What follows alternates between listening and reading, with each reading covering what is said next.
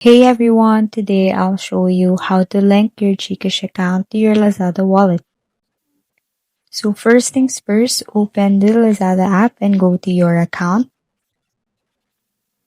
Then tap Bank from the dashboard and select Payment Options.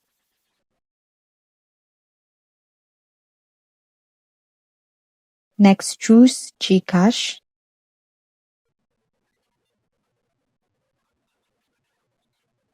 And enter your registered mobile number. You will receive an OTP through text.